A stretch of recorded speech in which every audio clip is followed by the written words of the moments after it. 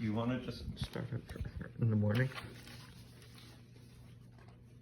Hello, my name is Brendan, and this is a persuasive talk that I'm giving today about illegal immigration and the improper addressing of the U.S. towards illegal immigration.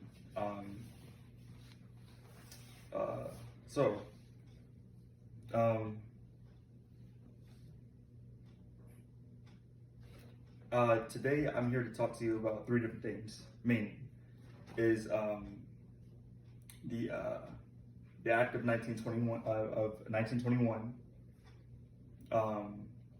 the zero tolerance policy, and the crackdowns on immigration, which are which have had some major impacts on society as a whole. So let's get into it.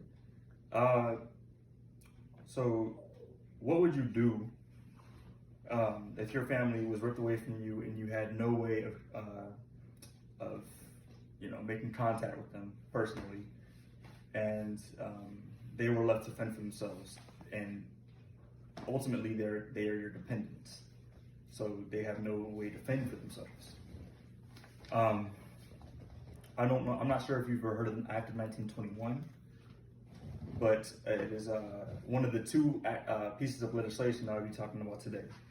The Act of 1921 was a piece of legislation which was the first ever implementation of trying to discourage illegal immigration in the U.S. Moving on from there, we have the zero tolerance policy. The zero tolerance policy, which was passed a little more recently by the Trump administration, was another piece of legislation which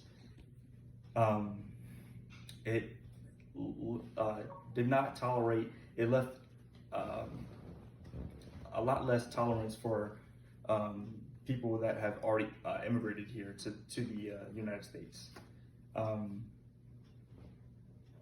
So regardless of what your situation is or how long you've been here, if you might immigrated here illegally, no matter how long ago it was, you would be deported as soon as they found out by ICE or whatever other Homeland Security agency that came and found out. So finally, moving on from that subject, I have the impact on society as a whole. So the process of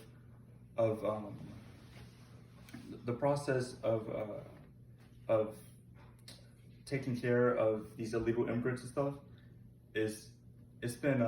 it takes a very, very long time, which means that these children are going without their families and their moms and dads or their guardians, their immediate guardians, for very, very extended periods of time, which is it can be traumatizing in a sense.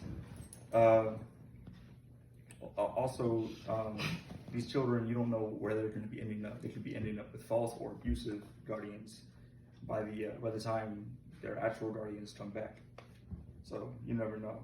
But my proposal is that we vote and that we try and change these immigration laws by voting for somebody who is adamant on, coming up with a more rational way of addressing them. In the future, I believe that not voting